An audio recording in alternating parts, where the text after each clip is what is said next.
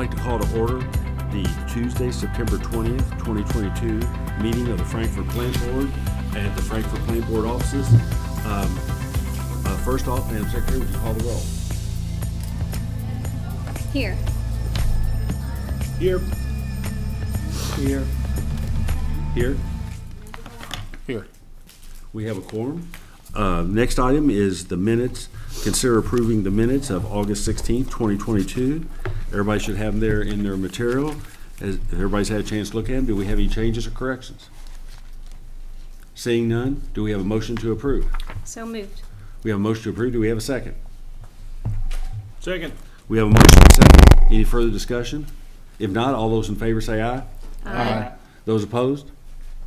Minutes adopted. I would like to announce to the audience and to anybody watching, this is going to be a little different meeting today.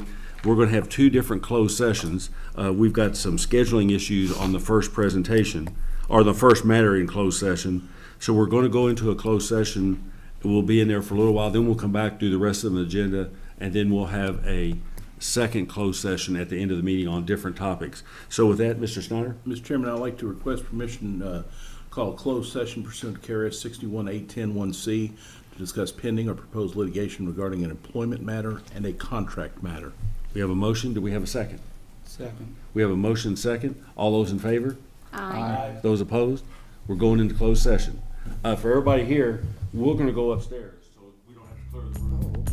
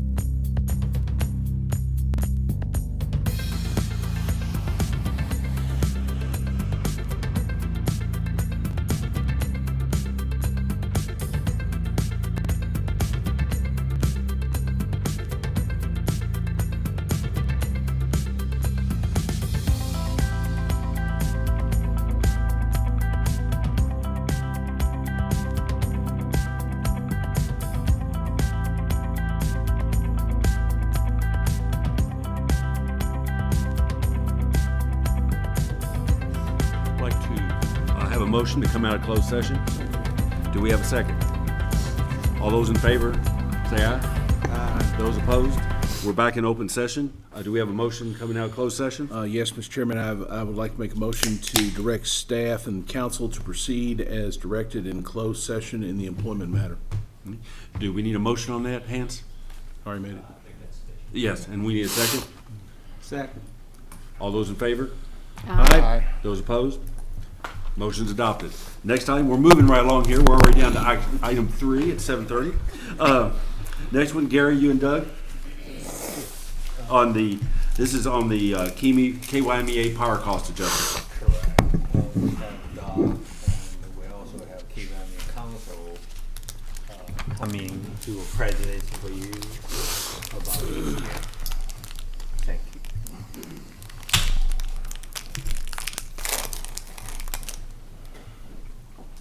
That up here.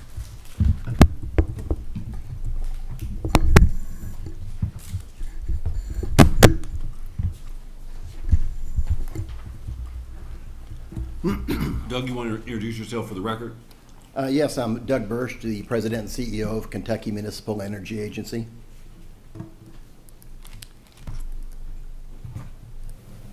And am I ready for sharing?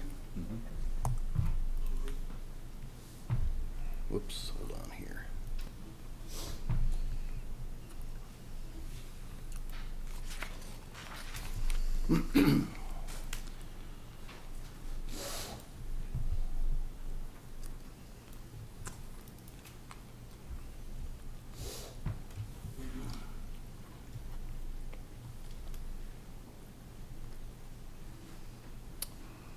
Okay.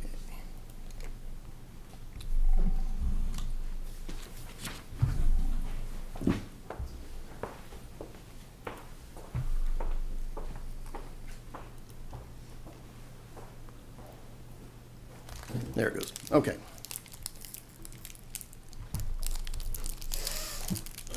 All right, Mr. Chairman, how would you like me to proceed? If you would just, I know we've had a chance, we've got the PowerPoint in our board package, so if you just want to give us a high level, because I think what we need to understand tonight, and as I understand it, KYME is going to be meeting on Thursday and discussing this. Yes. And I think what we need to understand as a board, and anybody feel free to chime in, is we've got contracts with, KYME has contract with various energy sources, and that there's a lot of pressure in the market, not just in Kentucky, but nationwide, that have put a lot of pressure on prices, and kind of what KYMEA is facing and what the alternatives are to address it, which basically affects the 10 cities that are buying power from KYMEA. Yes. All right. Thank you. Yes, sir. So I'll try to be quick on this, but I think the presentation will help a lot to understand the idea of how our proposed tariff change would work. So right now, to give you an idea, there's something called the energy cost adjustment. And you've had this for 40 years. When you had Kentucky Utilities supplying your power, their energy cost adjustment was made up by a fuel adjustment clause and a true-up. So the fuel adjustment clause is monthly, the true-up is an annual number that's laid out monthly. When the Frankfurt and others formed KYMEA, they decided to simplify it a bit and make it more streamlined. And we'll talk about how the KYMEA ECA works and what the design is, and then we'll go from there. So the first aspect is, let's just look a little bit prior to May of 2019. Frankfurt Plant Board purchased their wholesale power from Kentucky Utilities based on what's called a formula rate. So there's a FERC formula rate. They would come up with, Kentucky Utilities would say, here's our estimated energy charge, estimated demand charge, transmission rate, estimated usage for the year. So at the beginning of a tariff year, they said, we're going to set these rates for the year. Then they would say, well, on a monthly basis, we don't know exactly what our fuel's going to be. So they would adjust their fuel cost with a fuel adjustment clause. That's a monthly adjustment. At the end of the year, they'd also say, well, you know, I'm guaranteed to recover my fixed expenses plus a return on rate base or return on equity component. So they're a for-profit entity, so they said we need a profit, we need to recover all of our expenses, fuel and purchase power, and those types of things. So that true-up then was applied on a monthly basis as well, but it looks in arrears. So one of them's 1 month in arrear, that's the fuel adjustment clause. The true-up adjustment is 12 months in arrears, looking backwards and collecting over the next 12 months. And that's their cycle of how they did what they would call their ECA with the two components. The rate design KYMEA came up with was to say, what are we trying to accomplish by forming our own agency? So we're all about our customers, our members and their customers. So we wanted low competitive rates, but we also wanted rate stability. That was very important to the members. They were kind of tired of this ECA moving up and down, and said, can we try to minimize that? And can we do that by building up a cash reserve fund that we can draw from? So instead of, if we need more money in any particular month, let's just take it from the reserve fund that we build up rather than to try to recover it right away. Again, not-for-profit entity, so as long as we have the reserves there, those are the members' reserves that are sitting there to balance this out. Really well designed, in my opinion, because that gave the rate stabilization fund and working capital needs. The members said, we don't have to keep going back to our individual customers. We can keep this at a corporate level and just kind of true it up each year and float that way. They're also very important to have health metrics. What kind of days cash on hand do we have? So we have rating agencies that look at us just like you do. There's a certain expectation on the amount of days cash on hand you'll have, how you're going to cover leverage, coverage of full obligations, debt service coverage. So these are the metrics that a rating agency looks at for us that we need to maintain to have a good financial health. So the board members got together and they set the rates for the agency. So the KYMEA board of directors said, well, first of all, we want cost recovery, bottom-up cost recovery. If we look at our energy cost, our fuel cost, our demand, our transmission, A&G, interest, all those things, we need to recover all those. Otherwise, we can't go and borrow money to pay our operating expenses. The other one is, they said, well, how do we drive how much revenue we need? Well, they said, let's do that based on days cash on hand. So instead of a fuel adjustment clause or a true-up that gives us any kind of return, let's set our rates, and then if we're running out of bounds, either high or low, we'll just true that up at some target days cash on hand. Remember, we're a brand new agency, so there's a glide path of what we're trying to get to. So each year that went along, the board of directors said, as part of their strategic plan, let's try to get 90 days cash on hand by the fiscal year 2024 and glide path toward that. And we've done a terrific job of being on the glide path, keeping rates low. As Mr. Kubine said, there have been a lot of pressures lately that caused that to change a bit. But that's the path we've been on. So when we set up the formation of KYMEA, we have an estimated energy charge, estimated demand charge, and estimated transmission, just like Kentucky Utilities did. But instead of two adjustments down below to try to give them a return on equity and those types of things, we're just saying, let's hit our target days cash on hand that's established by the board. And that's what this energy cost adjustment is meant to do. It's worked beautifully so far. The agency, if you look in the yellow bars, when they bought from Kentucky Utilities, you can see the average rate for the agency. In the 3 years the agency has been in existence, you'll see the rates were dropped the first year 8%, second year another 4%, and then flat the third year. Plant Board saved $10 million over the past 3 years due to their thinking ahead of what they wanted to do in controlling their own destiny and forming this agency. So well done. If we look at how the glide path was set up, that was set up as a 5-year look, starting with 53 days in the first year, getting to 90 days in the last year. So that's kind of the minimum target to have. But it was also set up to say, you know what, if we have an exceptionally good year and have too much cash, why don't we just start automatically refunding that? So if the agency's above that orange line at any single month, they would start refunding money back to the members automatically on their bill, just as a mechanism. But on the flip side, we said, well, you know what, if we're dragging below that target can be on and off each month. And instead of being lumpy, where all of a sudden we charge you an ECA collection for a month, and then a month later said, we didn't really need it because the next month kind of corrected itself. It was warm weather, cold weather, that kind of thing. Weather dependency is a big part of it. We said, how about 3 consecutive months if we're below the target, then we start collecting. So that's how it was set up to be fair to the members, that we don't collect unless 3 consecutive months are below, but if you're over, we start giving money back. Okay? If you look at the ECA history then, what happened was in the past with Kentucky Utilities, you'll see that every month there's some type of fuel adjustment and a true-up. And that makes sense because they're saying, I don't know what my fuel's gonna be, I guessed at it, and now I calculate it and I make you true me up, either high or low. Generally it'd been high over the last, since 2010, but there were certain months that dropped below.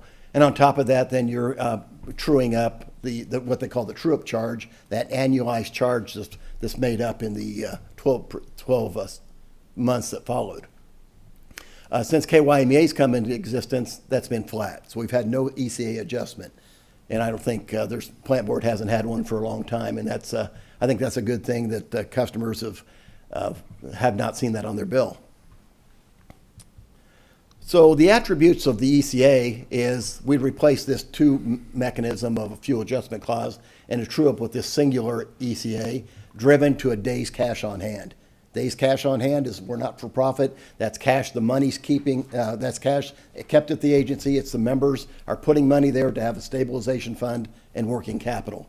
It addresses, it's really nice because it addresses PPA uncertainty. If that moves, demand moves at the same time, benefits of purchase powers and sales. We had all these moving parts. We said, let's just incorporate those together, look at our cash needs and say, we're falling below or we're above. And so that's how it was set up. The best thing was the automatic refund mechanism. We said, what do we do if we get too much? We can take that back, automatically collect if we're short, and it gives discipline into this cost of service rate-making process.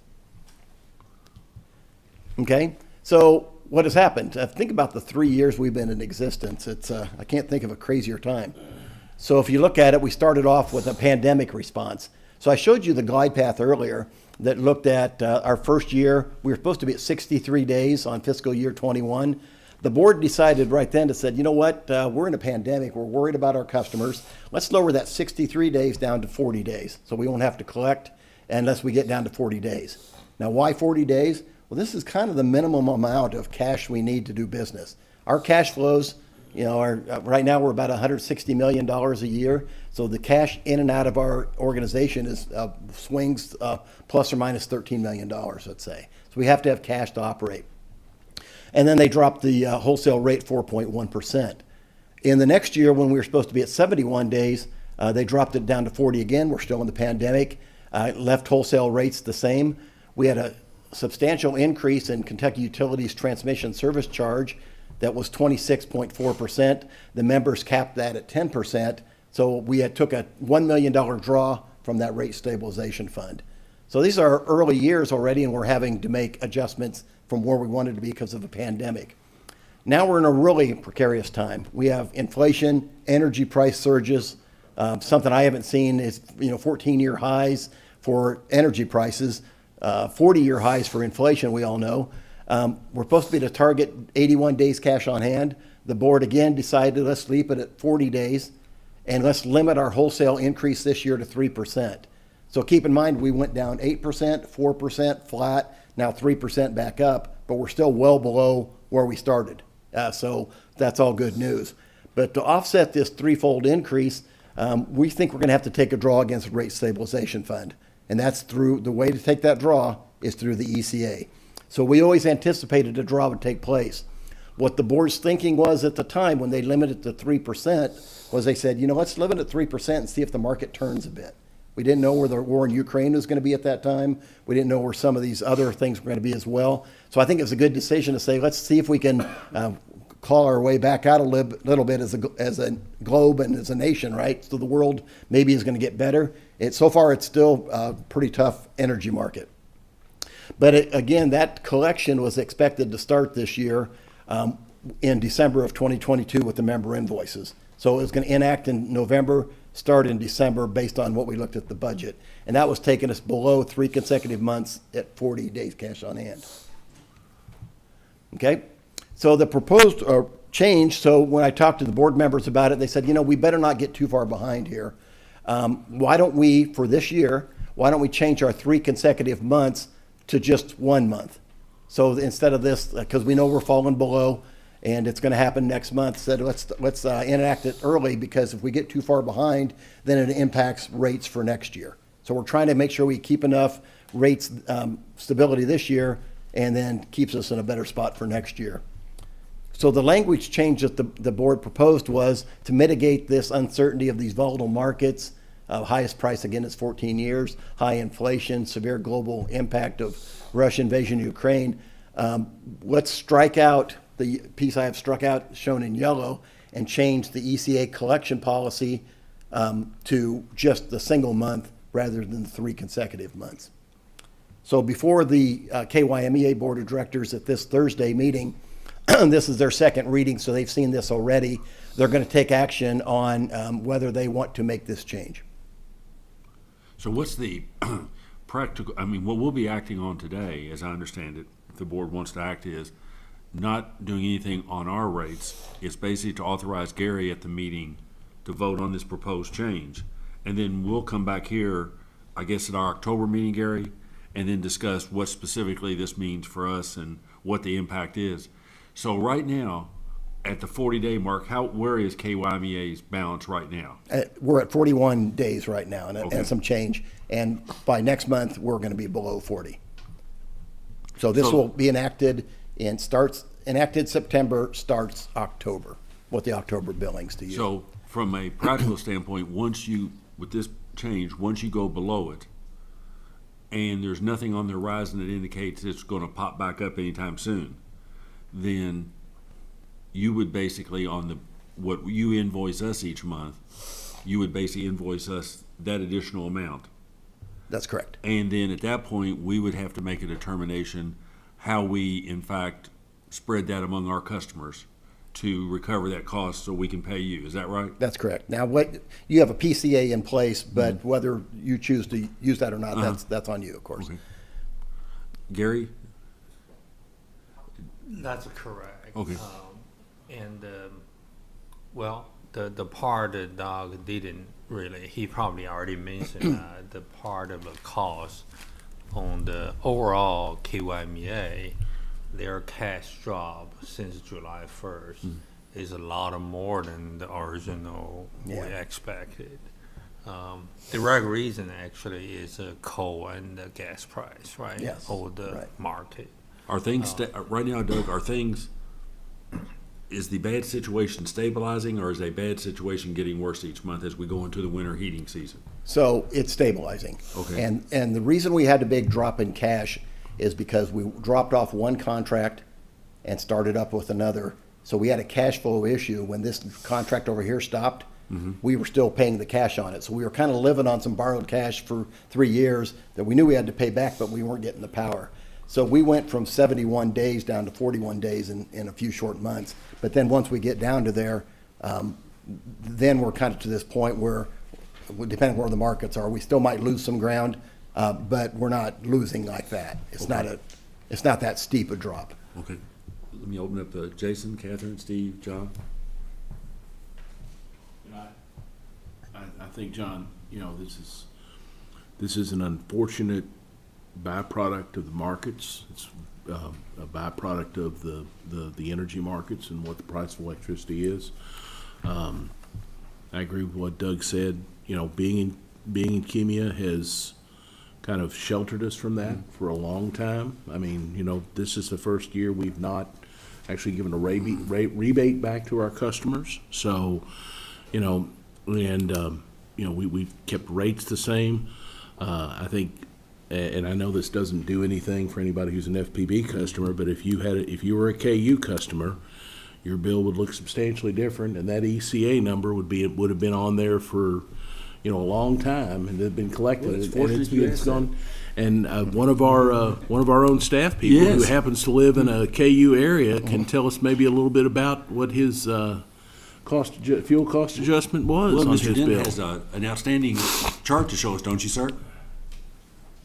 I do. We have a comparison of where we are today, retail rates versus KU and Bluegrass Energy. Give me just one moment here. I can pull that up. It's funny that David had that ready,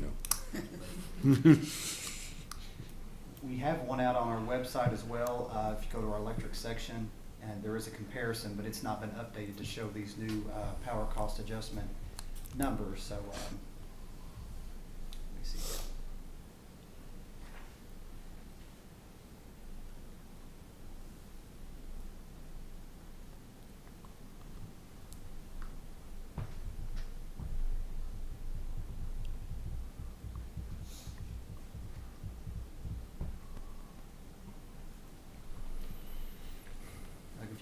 anything to say while I'm going through, feel free. But Yes, sir. Steve, you gonna fill in here? Yeah, I'm gonna fill in, but I'm gonna KU on this, so I haven't looked at my bill as hard, but anyway, I have a sort of a picky question, and it goes back to the cash on hand.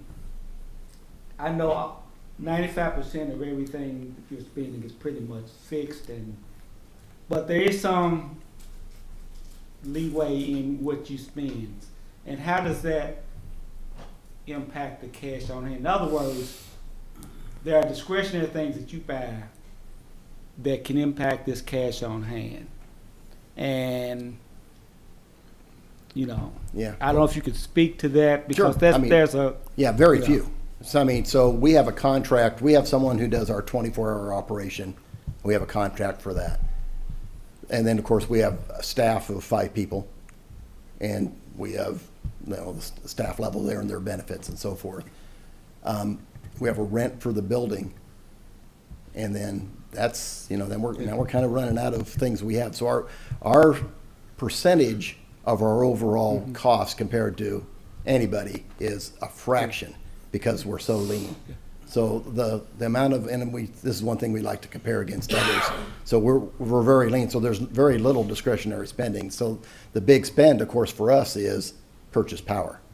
So we have purchase power contracts that some of those are tied to a fluctuating price, like a natural gas price. Some are locked into a price. We also are, when we sell excess into the market, we try to hedge out some of that risk, but some of that we just get what the market price is. So those are the huge flows of anything we do. well, and I understand that. I guess my question goes to those, and I'll use the word philosophical because I don't know a better word to use right now, where there is a decision, you can go one way or the other on something, policy, whatever, that has a significant cost. Yeah. And so, how does this allow this automatic cost adjustment? Cost adjustment. How does Yeah. it play into that? I mean, it looks like it gives you could take the higher policy direction because you know this is going to kick in. And I'm not saying you're doing that. That's just an assurance, something Yeah. I need to ask because that's what I see where you're getting. That's what a customer would So- be wanting to know. That's a fair question. So I have no control over setting that budget level. The board does, just like this board here controls. So my board wouldn't let me say, go spend something on $10 million of expenses so I can boost up the day's cash on hand. The cash does us there's nothing I can do with it other than it's an accumulation of cash to be used for rate stabilization back for our customers and our members, right? So that's totally controlled by a governing body of which I don't have control But of. if you have the same control as Gary has on us, then you have a lot of control.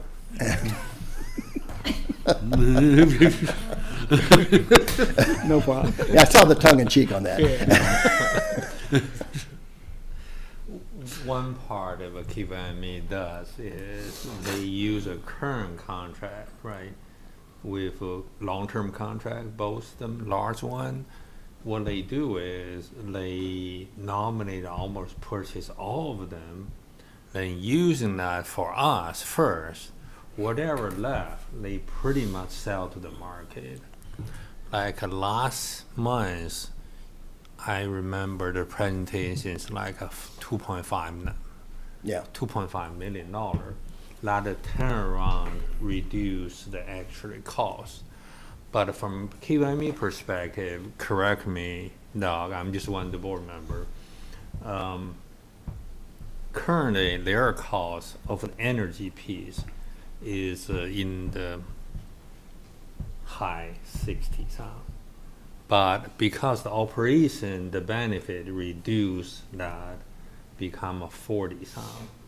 But what a KYMEA, we pay KYMEA, all the member of the KYMEA pay KYMEA is a 28. Yeah. So there's a gap between the 28 to actually their cost. That's why the cash drop is probably not going to stop. Every month the cash is going to continue to drop until either market condition change or KVME board in the future to looking for set a different rate. But KYMA board currently don't have a plan to do that until for next year. Yeah. Correct, Well, yes. so this is, we have full transparency of our financials, of course, and every month we look at these things. We project out and we look. So it's always good for the board if they need to take action like they are doing here prior to something else happening. So if the board looks at it and says, we need to take action because our cash is dropping to a point of where it's not sustainable. Now, remember, we have purchase power agreements, and part of those agreements are to make sure we cover our cost.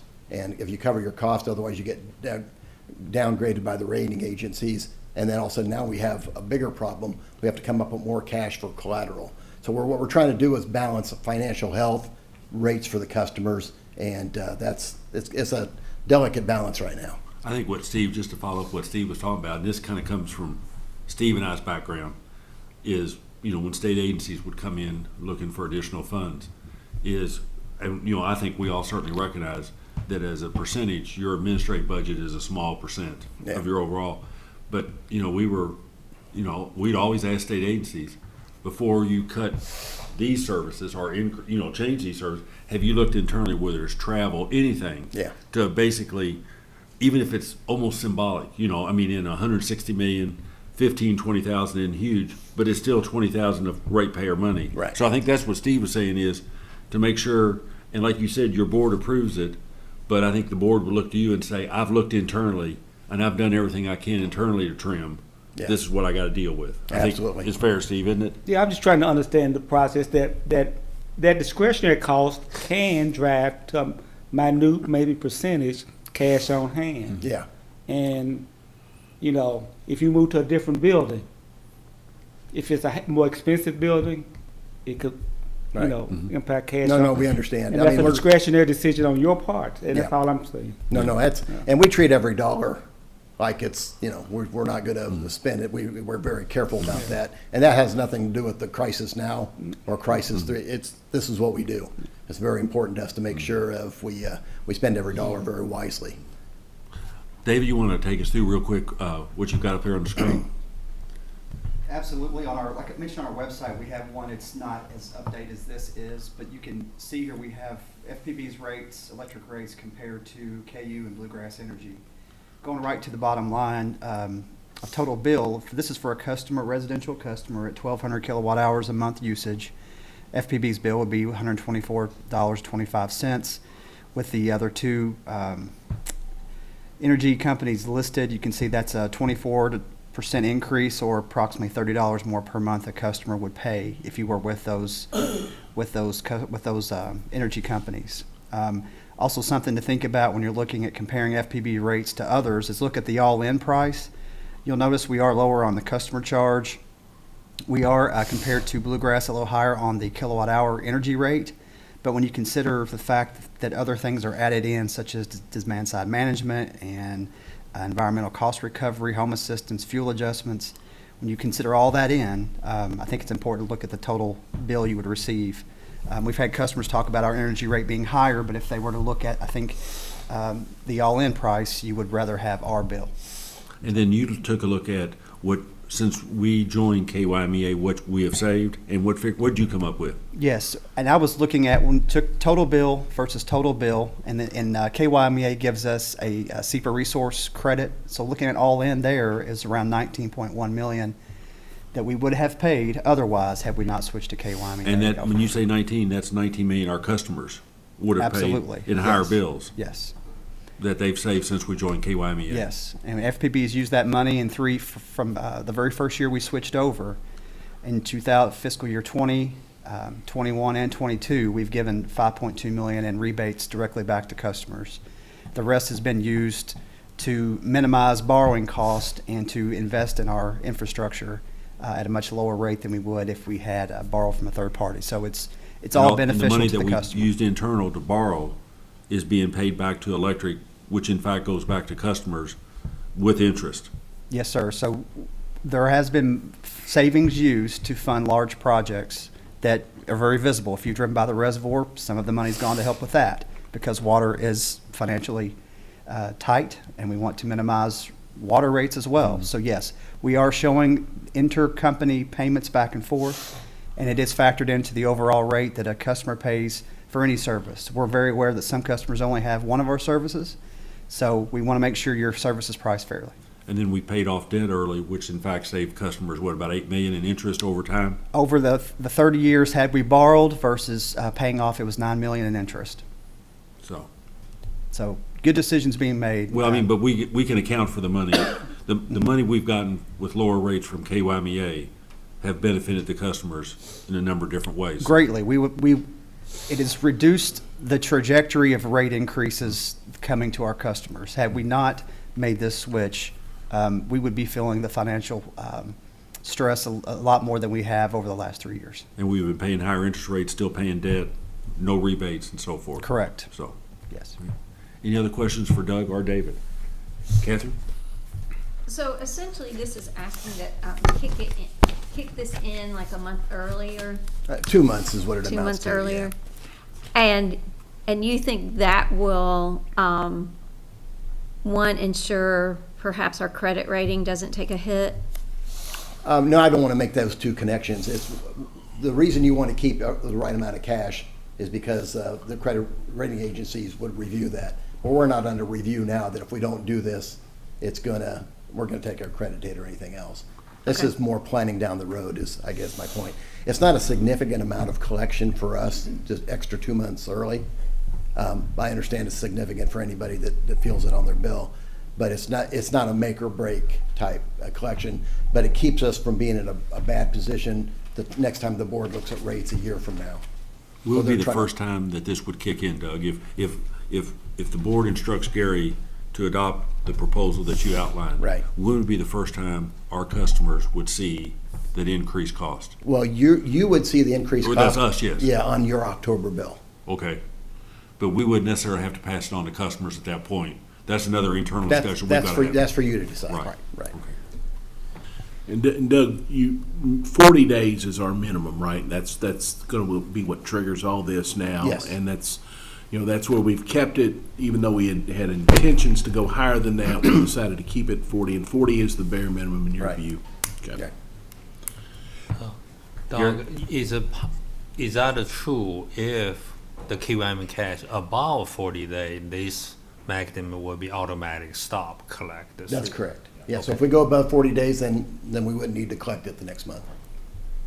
So one of the things this board will need to talk about in October is when it goes on and off, how we want to adjust that also. Yep. So, Jason, you got any, Steve? No? So I guess at this point, we need to instruct Gary on whether to vote in favor of the recommendation to change the 40-day to a 1-month policy. Is that correct? So do we have a motion?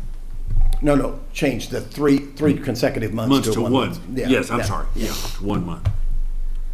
Mr. Chairman, I'd make a motion to direct the general manager at the next KEMIA meeting to vote for the amendment in terms of the energy cost adjustment trigger from 3 consecutive months to 1 month, under 40 days of. We have a motion. Do we have a second?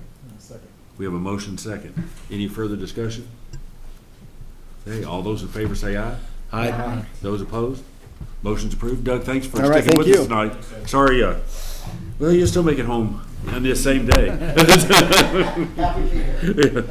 Next item, we're gonna really fly now. Next one is action items, financials. Mr. Denton.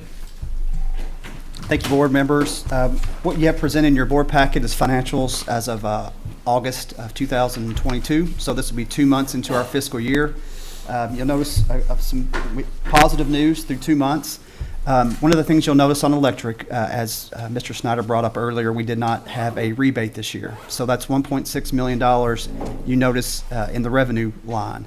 We're up 0.5% in usage, electric usage, and we're up 30% in water sales through the first 2 months. It's been a dry summer. So overall, the company is doing better financially than planned. I'll be glad to answer any questions you may have through these first 2 months. I'll give you a quick update on the audit. The auditors are looking at our pension adjustment. There's quite a bit of work they have to do looking at our unfunded liabilities and preparing the notes for that in our audit. So They are working through that. We're looking to bring it to you in October, possibly November, but things are going well, and we'll have that to you within the next 60 days. So, And in with that, regard to the comment you made regarding that we didn't give the rebate in those funds, we'll get to discuss that revenue next month when we talk about what KYMA talked about in the cost they're seeing, because that cash is there to help absorb part of what we're looking at, Yeah, maybe. there was that 3% increase, pretty much, that $1.6 million by not raising our, Right. my understanding is by not raising our rates. Right. That was the one So point. we brought that was- rate down or held it stable, yeah, so. Yep. And David's just working nonstop to find all extra kind of cash, right, buddy? absolutely. I mean, if with full authority, I can do some damage for sure. Okay, surplus property we can sell? Yes, all right. Can we haven't spent that yet this year, have we? Oh, yeah, we have. We have, number 6, first is, number 5, public comment, do we have anybody signed up? We got a motion. Let me give you a motion. Oh, on the Accept financials, I'm sorry, report. yes, sir. I'll make a motion to accept financial report. Second. We have a second, any discussion? All those in favor say aye. Aye. Those opposed? Financials accepted. When Den said he could do damage, I kinda lost track of. No one signed up for public comment? Okay, number 6, departmental reports. In the interest of getting to stay here till the next business day, is there any issues or problems or anywhere in any of these department reports that the board needs to be aware of? Not that needs to be mentioned. Okay. Well, there we go. You've had to wait 3 hours to tell us that, haven't you? I've been David? practicing for 3 hours. Thank you, sir. Next one is item number 7, consider award and bid invitation number 1766, liquid ammonium sulfate, tote quantities. Brandon, we talking about chemicals again? Yes. Hopefully this will be the last time for a couple of months. So. The water treatment plant has a current construction project to convert to liquid ammonium sulfate. So during construction, we're using these smaller totes because our tanks are gone. So treatment staff originally received quotes for delivery of tote LAS quantities. However, we're approaching the $30,000 mark on that. So we put the bids out August the 10th. Bids included estimated quantities, and they could fall short. Vendors bid with the understanding that bids purpose is to hold unit price throughout the fiscal year. On August 25th, we opened bids, and Brentag was the lowest bid at roughly 42 cents. So we budgeted $870 for chemicals this year. So after reviewing each bid, staff recommends awarding the bid to Brentag, who is the lowest bidder meeting specifications. So what does that how does that translate against the 870? Well, buying in the totes are a little bit more expensive. We'll be fine. It's about where we thought it was, so Okay. should be good. Do we have any questions? Do we have a motion? So moved. Do we have a second? Second. We have a motion second. Any further discussion? If not, all those in favor say aye. Aye. Those opposed? Motion's approved. Thank you, sir. Thank you. Next one is consider revisions to existing fleet replacement policy. Leanne? And I think Ms. Mitchell may have a suggestion for you. All right. Okay. Good evening. Staff recommends adding the following language to the fleet replacement policy. Fleet services and department heads will evaluate the needs of each vehicle or equipment scheduled for replacement to determine if an EV is a suitable replacement. Factors considered will be if there is an EV equivalent available for the vehicle being replaced, cost considerations to include purchase price, fuel, electricity, charger cost, and expected lifetime maintenance, FPB charging facilities and infrastructure or other necessary site changes, vehicle service and parts availability, the maximum daily mileage expected, the weight that the vehicle hauls or pulls, the type of work that the vehicle or equipment performs in specific application, involvement in service restoration, if the vehicle or equipment is vital to providing electric, water, or telecommunication services, determine if replacing the vehicle with an EV would negatively impact service restoration during emergency situations. If a negative impact is determined, that vehicle will be replaced with an internal combustion engine. Okay, Catherine? So, our chairman sent around a, I guess, a press release, which broadened my horizon on the thought about green energy vehicles to include hydrogen-powered vehicles, especially for heavy use trucks, which is part of the problem in considering EV. So instead of us constantly having to change the policy as new green energy comes out, I thought maybe we could either say EV, hydrogen, or other green energy, or just leave it green energy. I don't know if there's a better terminology. Yeah, I think it was the governor sent out a press release, wasn't it? Was it a plant, or it was something that they had Toyota. made an award that, yeah, the Toyota with heavy trucks was gonna start doing it. So, All right. so that you'd revise that, I guess, say, like Heather We said, could replacing. use a term like alternative fuel Fuel, yeah. vehicles, something like that. And then just wherever there's EV, we can just talk about alternative fuel. Sure. And after alternative fuels, you might want to put a parentheses and just list, Yeah, electric, do a definition at the hydrogen, beginning of it. biofuels, Yeah. things like that. But that's great. Is that okay with everyone? So we've got that changed, so I guess, do we have a motion to adopt this policy as amended? So moved. We have a motion, do we have a second? One second. We have a motion and second. Any further discussion? If not, all those in favor say aye. Aye. Those opposed? Motion's approved. All right, thank you. Thank you. Wasn't that worth waiting for? No, one wasn't. Thank you. Number 7.3, consider award of bid invitation number 1760, transformer rebuilds and salvage to Sunbelt Solomon Services LLC. Jennifer.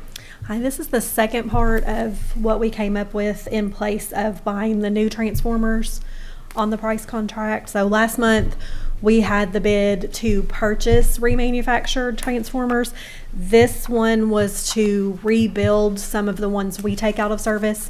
We normally just sell those as surplus. So the ones that can be rebuilt, this bid was to have the contract with the vendor to pick up what we have, determine which ones can be fixed, and rebuild those and bring them back to us. So it's kind of the second step in a solution to the high cost and lead time of new transformers. Do we have any discussion on this? Do we have a motion? So moved. Do we have a second? Second. We have a motion and second. Any further discussion? If not, all those in favor say aye. Aye. Those opposed? Approved. Thank you. Thank you. You're here again. Me again. Number 7.4, consider ratification of award of bid invitation number 1765 HDPE conduit to Galloway Group and adopt the purchase in the amount of $62,000. So this bid is one of the first ones that we used, one of the changes on our procurement policy that was approved last month to allow the general manager to award a bid immediately due to the circumstances listed in the policy. And this bid would have resulted in a higher cost and timely receipt of the material had we not awarded it immediately. So we asked the general manager to award to Galloway Group. The apparent low bidder had the clause in about escalation at the time of shipping, and they also had a 36 to 40 week lead time. So the best bid had no condition on pricing and an 8 to 10 week lead time. This conduit is used for the fiber to the home build, and we were out of stock on this particular one with the pull tape. And I might add that, in accordance with what the board approved at the last meeting, Gary notified everybody that this was happening. Yep. There was obviously, we did not vote or take any action, but the board was all on notice, and that they followed through, and staff had brought it to us to review at this meeting. So, Steve, did No, I was just looking back at someone. Okay. Well, this is why we put the policy in. Yeah. there. Yeah. So. Yeah, this one, we needed it was just we a were couple paying days higher after the price- last we were board having- meeting. You said this is the one we were having we were getting this from the contractors who were putting it in. That was raising the price Right, of that, we correct? had conduit in stock, but not with the pull tape. So we were having them install the conduit and then add the pull tape. So it was almost double labor. For until we get this in, that it's already installed in the conduit. Mr. Chairman, I would like to go ahead and make a motion to consider ratifying the general manager's award of bid invitation number 1765, as Jennifer Howard discussed. Okay, do we have a second? Second. Any further discussion? If not, all those in favor say aye. Aye. Those opposed? And Jennifer, thank you for Thank all your you. work on this. Appreciate it. Next one is consider approval of FEWPB reimbursement agreement amendment. Travis, this is on the Tiger grant? Yes, sir. Good evening, everyone. Water, electric, and telecom are all complete with our work at the 2nd Street or Tiger Grant project. So Amendment 3 that's before you this evening for approval reflects the final costs incurred for the electric department and the telecom department for our work on the Tiger Grant project. When the project was complete, we ended up being a little bit over the original agreement amount. We've had conversations with the city. They understand that due to supply chain issues, COVID, everything else we've discussed tonight, naturally we were going to go a little bit over the cost. So based on our conversations with them so far, they seemed agreeable to paying our actual overages. So again, Amendment 3 reflects the actual cost of $650,475.07 in electric costs and $47,058.53 in telecom costs. So again, we would just need this to be ratified to get reimbursed by the city. Okay. Any questions? Any discussions? Now, what's the status of that project? They're getting ready to put the final pave, I aren't think they? the final paving is Yeah, so everything's done? Yeah, we've been done for a few weeks, and I think they're wrapping up too. Yeah, Okay. maybe some streets. Is the streetscape or the signage maybe is still Wayfaring stuff, but I think they're going to have a ceremony on Is that right? 24th or somewhere. But our work's done and, our work is done. Water's been done for a while now. Electric and telecom are wrapped up. And again, They're paying all of our costs. this is all of our costs for electric and telecom. Yes, Okay, sir. have we gotten it for what? Have they already paid us for water? Water has been done for a while. I think all the invoicing has been settled on that. Okay. Yeah. David's, okay. And I appreciate the city willing to Yeah. be able to pay. Yeah, the costs. they're very agreeable and understandable about the overages and how it, kind of came to be, and worked with us very well on that. To be clear, the city we didn't get reimbursed all 100% of the water costs, but they gave us a certain amount of money. So, Yep. And as a resident off 2nd Street, I am very happy. It's a very modern, beautiful streetscape. It was worth the 3 years, but thank you for everything. And I'll just put a plug in. And, Chuck Knowles, I knew him for years. We worked for state government. Transportation, he's ran his project. He's good. I mean, Yeah, it's been great. He's to been work very with. good. Absolutely. Yeah. Yep. it really is. Anyway, and he's your neighbor, right, Steve? Yeah. Yeah. Okay, do we have a motion? So moved. Do we have a second? Second. We have a motion second. Any further discussion? If not, all those in favor say aye. Aye. Those opposed? Approved. Thank you, sir. Okay. Next one, consideration of purpose standards. Travis and Hans. And since I'm standing here, you want me to go first? Or does that make sense? Okay, I'll give it a shot, and you can help me out if I get too in the weeds. So, PURPA has several federal requirements for utilities that are of a certain size or larger, which would include us. Many of those standards are of the shall consider variety, so they have 2 new shall consider standards that we need to investigate. The 2021 Infrastructure Investment and Jobs Act included provisions that we have to consider a demand response and demand flexibility program, and we also have to consider EV charging programs that promote affordable and equitable EV charging options. So again, these are shall consider. There's nothing in the requirement that the board will have to make any changes to the rates other than you have to consider such changes. So what we're asking for this evening is authorization to commence the consideration. We've had in the electric department budget, we've included funds for electric cost of service study. So when we do that cost of service study, we will we will take that into account, and we will consider rates that we can propose to the board for consideration. And where are we at on that electric rate study? We should have it out the door and back to the board very soon. Okay. We want to get going on. We need to get going on it very soon. David and I have had a couple initial conversations about what all we want to have included. So, And that'd be an RFP for someone to do it, or I mean, or how? I think it's the board's pleasure. I mean, we have existing professional service agreements with other consultants that could do the work. That would obviously be quicker if we want to go that route. If the board would rather see a competitive RFP process, we can do that as well. I think it's kind of, we have both options on the table. If we want to get going on it right away, of course, working with an existing consultant is quicker. But there is, of course, an RFP option that adds, maybe an extra month of delay or something for that procurement process. Who are the firms that are currently under contract that would be? Well, we have 1898 that did the rate study on the kind of limited scope rate study for electric last year. I forget the name of the water firm that we worked with. Gannett Fleming. Gannett Fleming. I think they do some electric as well. I don't know if David there may be some other financial resources. So there are a couple that are existing that have done rate consulting for us. If we put it down on the street, then anybody who's currently under contract could still bid, right? Yeah, of course, that doesn't exclude anybody, yeah. Is there a reason to think if you use an existing contract, you'd be negotiating an amendment, right, to that contract to do the work? I think we would negotiate a statement of work with a cost that would be subject to the professional services terms that have already been agreed to, I think is. And is there any reason to think that if you went out on the street for a bid, that you could get more competitive pricing than if you went with an existing vendor? Do we have any feel for that? Possibly so. I think the range of costs we would expect are probably fairly tight. We talked the 50 to 75,000 range. I think we're probably limited to somewhere within that range, but yeah, there may be some savings anytime you go. What's up, John? Travis, and this might be a Hans question as well, and I'm only asking this question because as vice chair, I get the pleasure of running these public hearings we do.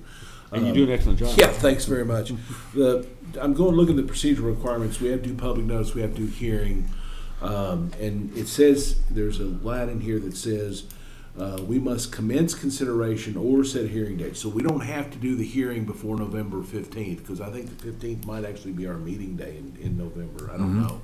But Yes. as long as we say we're commencing consideration, that takes care of it. And then before the November 15th, 2023 date is when we have to make some kind of final determination as to whether the results of our consideration, essentially, correct? That's my understanding. Okay. Yes, Right, yeah. Hans, does that sound okay? I think that's right. That's the way I read that. That's about the only presentation I've seen about these new standards. Right. I think as long as we kind of advise the board tonight, and then That or in all caps is very helpful there. yeah, indeed, and then wrap everything up by November Next year. 15th of Okay. 2023. There's a variety of ways utilities have approached it in there. Right. But I think a public hearing and some type of a Study, yeah. formalized study Sure. is sufficient. Some different examples, but Excellent. I think that'll get it. Okay. Yes, sir. I don't know what the board's pleasure is. I mean, 1898's done work, and I've got no problem with their work. Okay. Sometimes, it's good to get a fresh look, have somebody different look. There's, I guess, some economies to somebody who's already familiar with this, but then somebody else coming in brand new. I mean, does the board have pleasure to go and do an RFP and let everybody bid, or just, like Travis said, we can pick up about 30 days to amend a current, but we can put an RFP and get proposals in and then go from there? Anybody have a preference? If we feel like 1898 can do the work and they understand the topic and they understand us pretty well because they worked with us, I say there's no point not to just go with them. Mm-hmm. And of course, the board would approve any contract. Sure. It would be, there will be an agenda item for the actual contract. Catherine? I mean, given what Jason said, though, we would kind of expect them to be on the lower end. Is there a way to see what they say and then decide to go on and put it out? I think we could get a feel for that, yeah. Okay. Yeah, I think that makes sense. if you did that and it was high, what would you do? What Put it out. And of course, then they know on a bid they were gonna have to come down. Yeah, I Yeah. mean, so, but can you do that? Sure. Okay. Well, I mean, I don't, the terms of the contract, you know, Hance, you could probably speak to what the terms of the contract are, but, I mean, if we offer them to do something and they quote a price we don't want, I mean, there are terms already, are there not already terms set out in the professional, isn't there a range of fees already set out in the agreement we have with them? I'm not sure the exact fees, but the structure is correct that you've got your generalized, these are kind of the boilerplate terms, and then what Travis said, you do your kind of work order that falls underneath those terms. So if you got a price you didn't like, say, well, this came in too high, I think we need to see what else is out there. Because I think the You general could do rules of that. procurement is you can make it if it's in the best interest of the agency and reasonable. Yeah. And if you get it and you determine the quote that 1898 would say they could do it, and it would be a confidential figure, you wouldn't release that to a competitor. But they could tell you this is what it looks like, and we'd say we think we just need to go to market, then they could still bid on the market. So does that seem reasonable? Is talk to them, see if you can come up with what you feel is a reasonable price based on the product. And if you think, really, we're giving up an extra 30 days, but maybe we can do better or something else, then go on and put the RFP out. Okay. Let everybody bid it, and then go from there.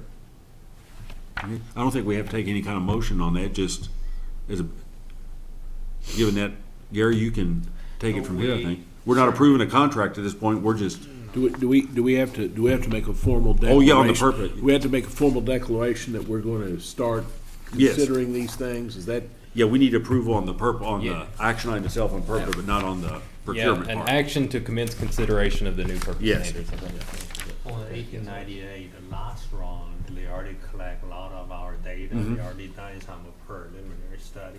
At least a lot of data input they already in the system. Yeah. Is there going to create a economic for us? I don't know. Hopefully. Sorry. Get us a good deal, Travis. Okay. Okay. Do we have a motion on item 7.6 on the purpose standards? So moved. We have a motion. We have a second. We have a second. Any further discussion? If not, all those in favor say aye. Aye.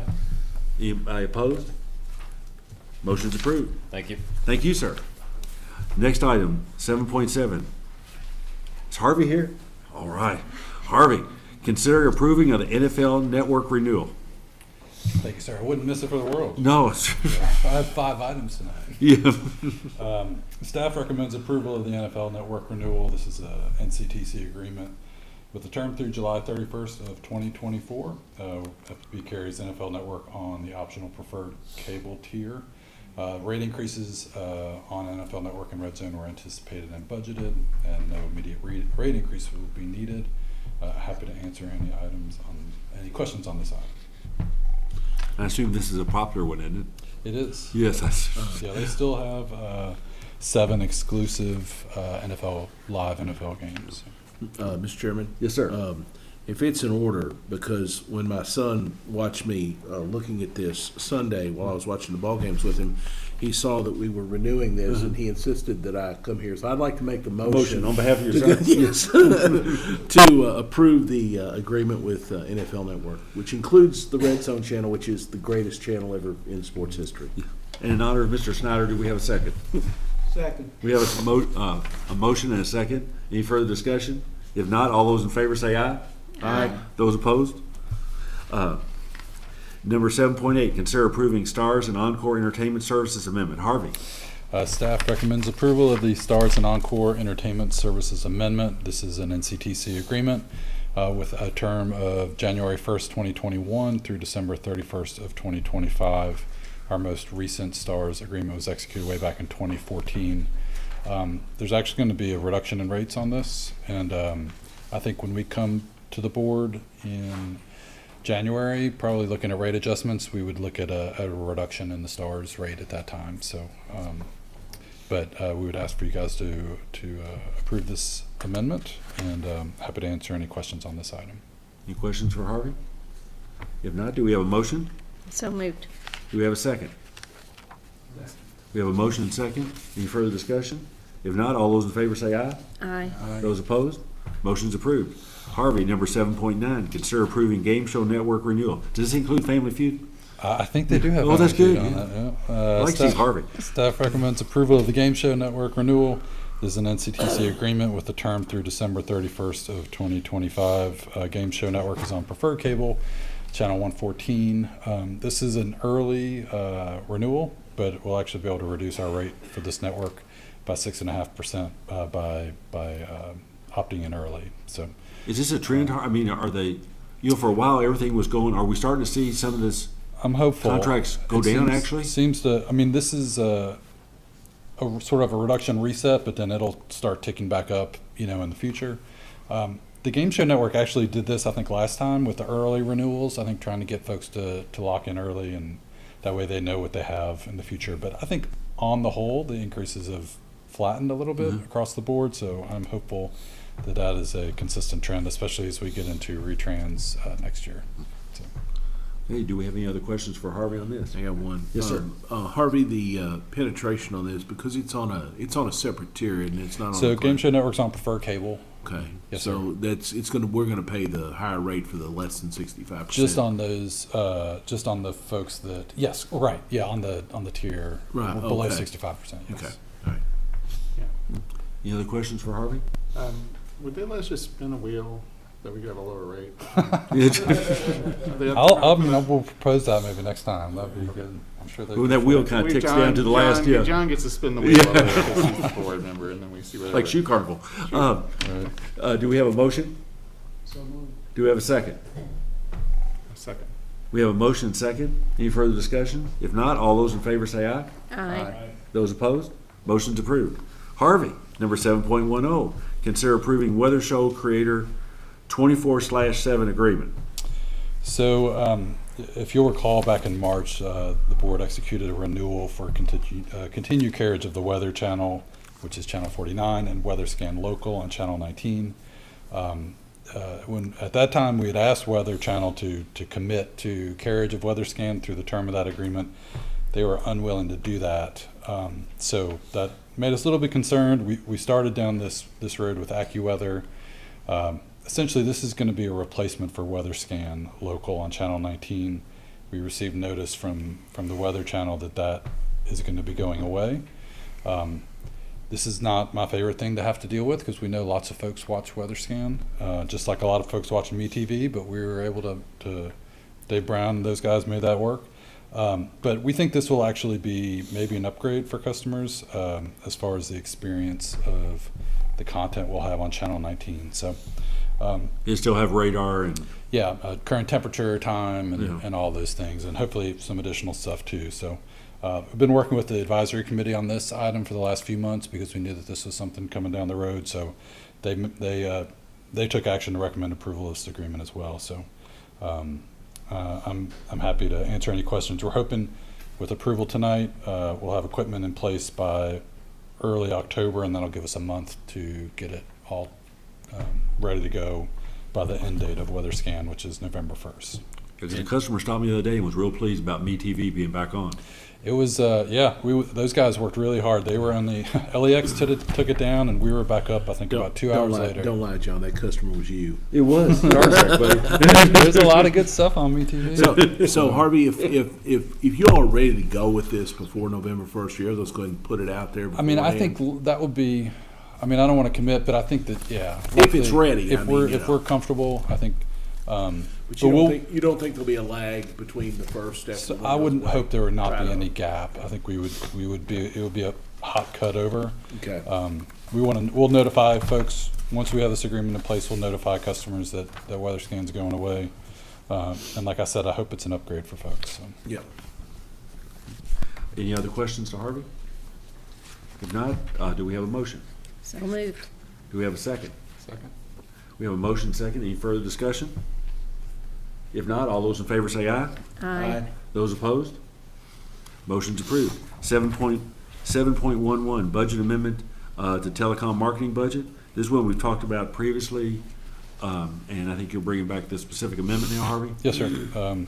We had discussed back at the June 22 meeting, when you guys approved your full budget, asking staff to investigate some additional marketing opportunities for next band. Staff explored numerous opportunities, and we've come up with 3 new initiatives that we think will help with awareness, outreach, and growth of the Next Man product. So we're requesting a budget amount in the amount of $60,000 for the current fiscal year for those items. Will this involve any additional staff or just existing staff, and these would be spent on the activities themselves? Yes, sir. Okay. Yep. Any other questions to Harvey? Okay, if not, do we have a motion? So moved. Do we have a second? Second. We have a motion second. Any further discussion? All those in favor say aye. Aye. Those opposed? Thank you, sir. Thank you. John? Yes, sir. Just a quick question. I'm sorry if I'm out of order. Given that we only have one major topic left, is there any way to release some of the staff who don't have to stay? Yes. Could we make it? We do have a closing section. Right. But does the staff need to, Department staff. department staff? You know, for the discussion item, one is for the, probably Hans can tell us who need to stay in that part, but the David, you need to tell me other items who need to stay. Okay. Yeah, those that need to stay are aware and will Okay. stay. The Okay. cable telecom Yes. Okay. mostly. Okay. So, Anybody else, David, from your standpoint, anybody else need to stay on the closed session items? Okay. So, does that mean everybody's staying? No, it's Okay, well. moving. I tried. Nice try. Okay. Okay, Next thank you. item is item number 8, informational item. And this is one, first, I think, a lot of thanks go to Jason, you and Catherine, and everything you all have done on this. And I mean, you all have been working with staff and really done just a huge amount of work. And this one, I know there's been a lot of interest in the community, and I think we're at the point of doing what I think everybody's been wanting us to do. And maybe Catherine or Jason, before Travis starts, do you all want to say anything, or? I'll read this, and maybe Jason, you can kind of Okay. fill in some of the fine points. But with the revised federal tax benefits and the Inflation Reduction Act, FPB will have the opportunity to receive federal reimbursement for solar project development beginning in 2023. The tax changes will also greatly increase the savings for all renewable project development versus previous years. Due to the expected demand for solar equipment and construction providers, staff recommends issuing an RFP for the design and Phase 1 construction of the community solar farm. Prior to release of the proposal request, staff is seeking board confirmation of the facility size, location, and project timing. With an anticipated multi-week procurement period, a proposed vendor and contract is expected to be available for the board's review and consideration at the regular November meeting. So I don't know if, Jason, you want to kind of speak to how this IRA has sped things up? Yeah, and I'd like to just thank Catherine for getting the ball rolling. We're so far down the road already with this, with her leadership and vision. We've been moving on this for a long time and been talking, and obviously the IRA has greatly impacted a lot of things solar. On the commercial, industrial side, it's raised the tax credit back up to 30%. But unlike we've ever seen before, it has now allowed nonprofits to now have that same 30 to potentially 50% reimbursement, because obviously they can't do tax credits, but a reimbursement now that truly changes the dynamics and the return on investment related to solar for a nonprofit like us.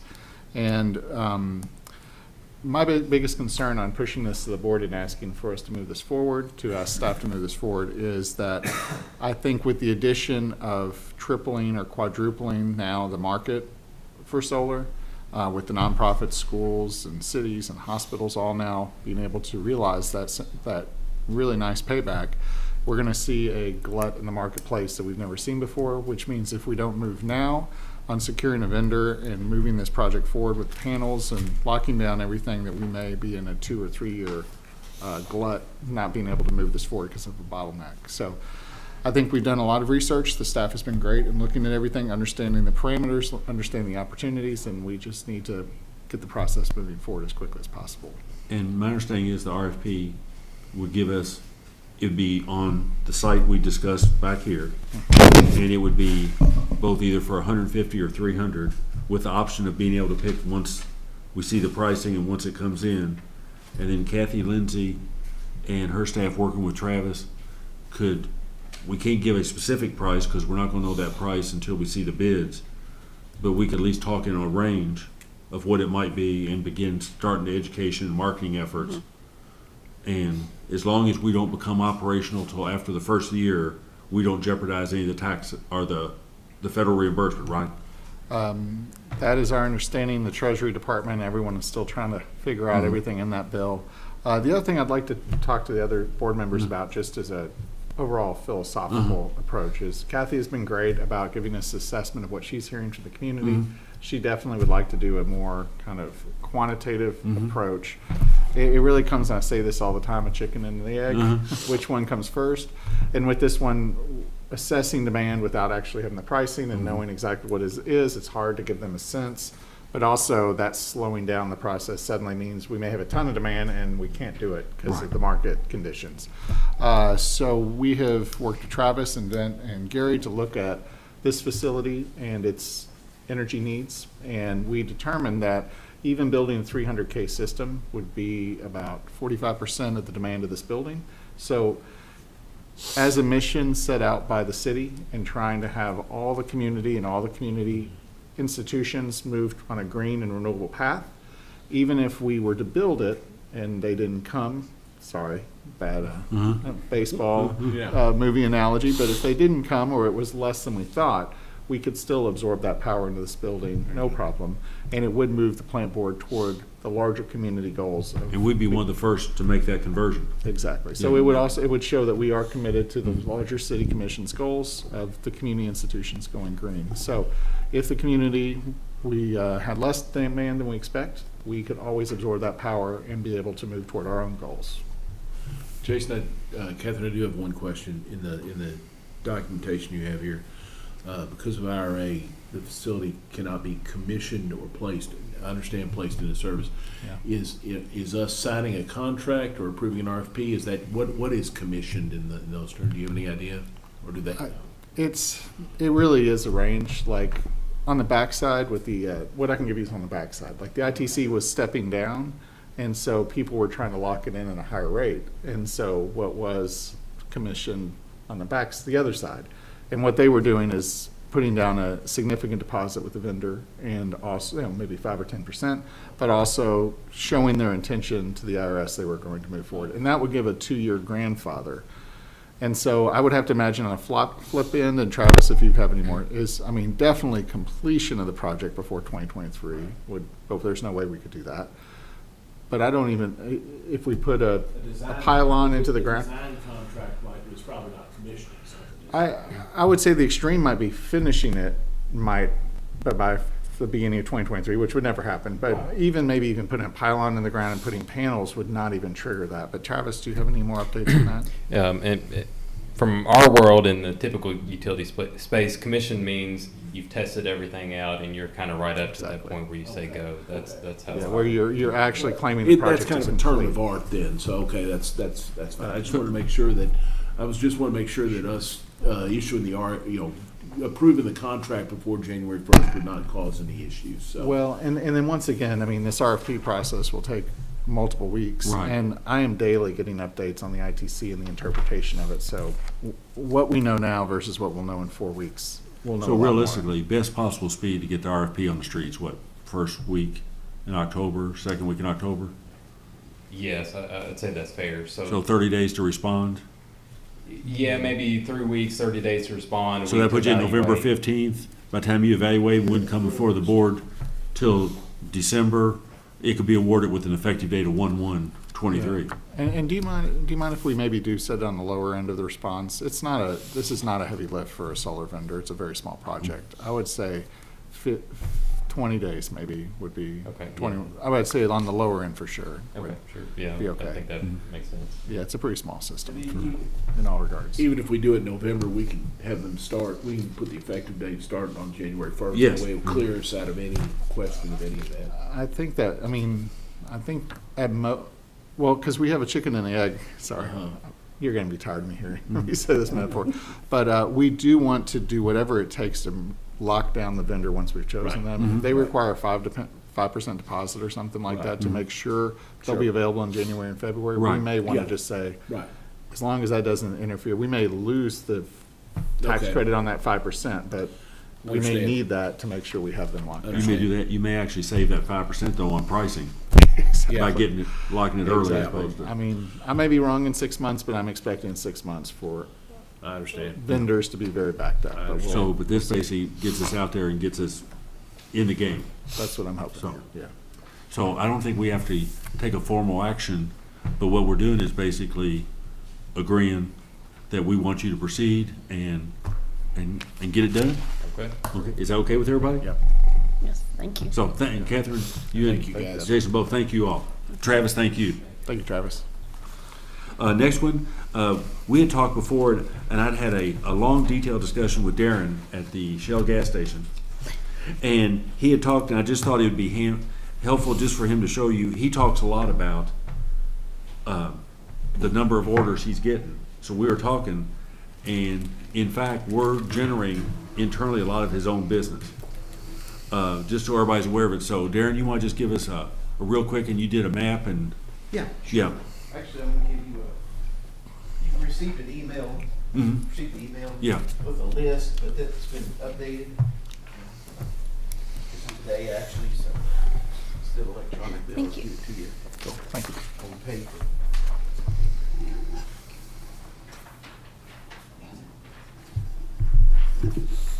Obviously, I'm not gonna read all these to you. You can look at the list, but I think the only FPB project on there is just our fiber project that's ongoing, no big deal. But AT&T's doing one, Verizon's doing one, a backbone project. Lots of gas projects, lots of large construction projects coming. Some of this stuff on this list is planned but not started yet, maybe in the spring. Some of it's part of an overall larger city plan, but still everything on this list impacts us and our locators and the workload.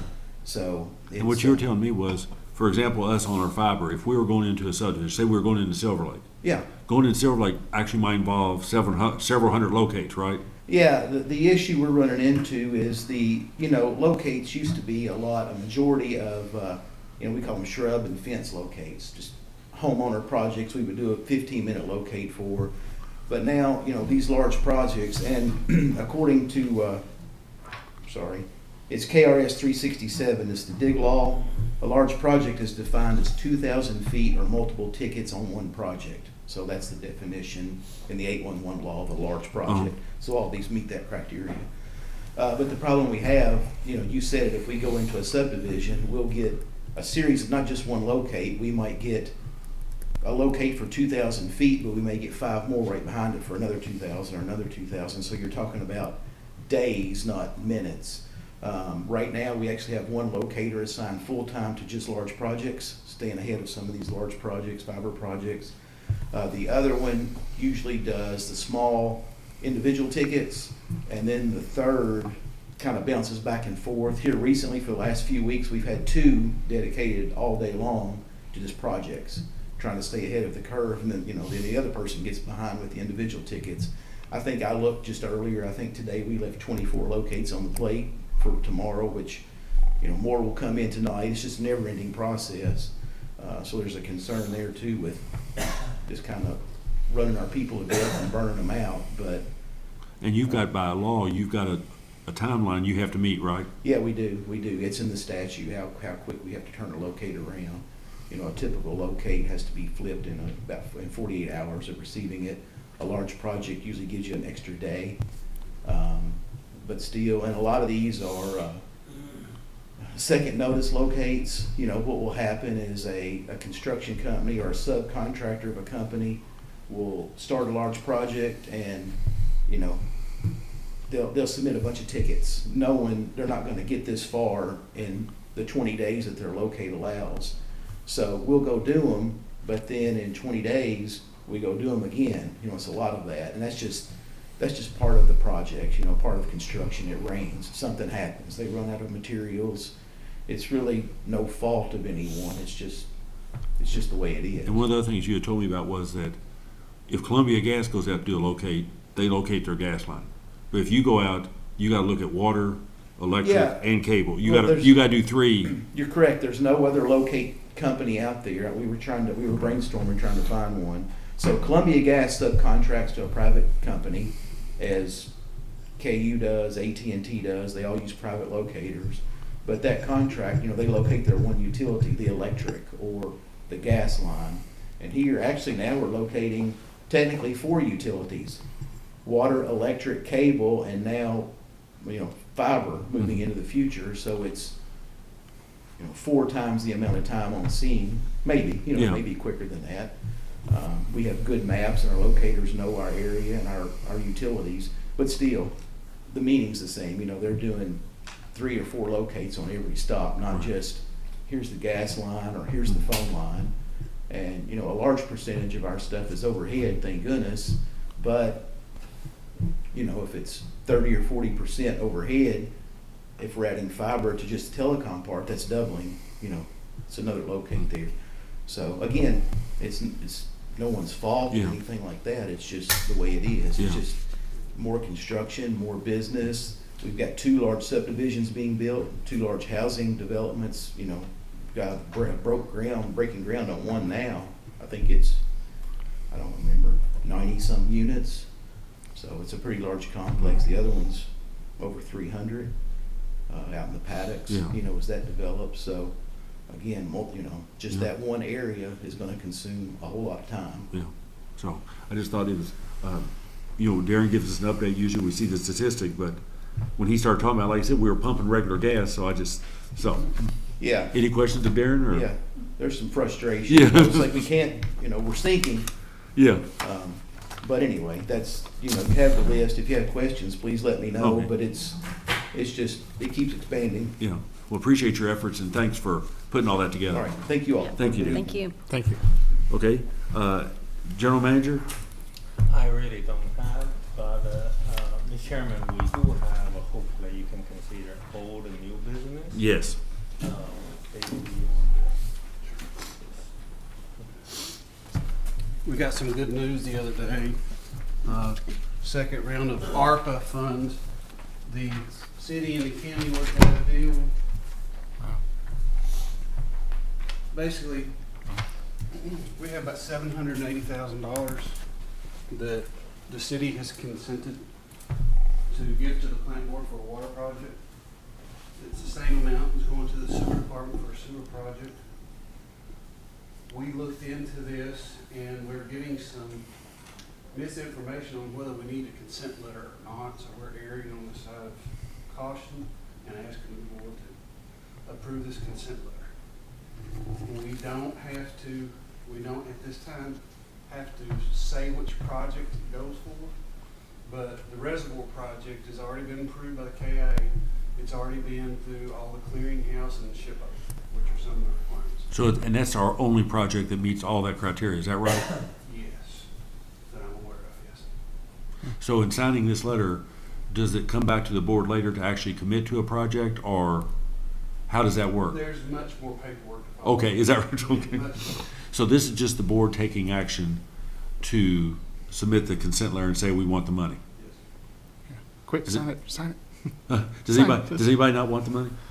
So we'll take it. Do we have a motion to execute the letter? So moved. We have a motion. Second. We have a motion second. All those in favor say aye. Aye. Those opposed? Sign that letter. Motion approved. Thank you, sir. Thanks for the good news. Thank you. Great news. The next one is. Mr. Chairman, yes. since we enjoyed the first closed session so much, I would like to make motion to request permission called closed session pursuant to both KRS 61.810(1)C to discuss pending or proposed litigation regarding both a cost recovery OSHA contract matters, as well as under KRS 61.810.1G to discuss a specific proposal that, if openly discussed, would jeopardize the siting, retention, expansion, or upgrading of a business. And as well as an easement matter, that's right. So we have a motion as amended. Do we have a second? Second. Do all those in favor say aye? Aye. Those opposed? We're going into closed session, say in about 3 or 4 minutes.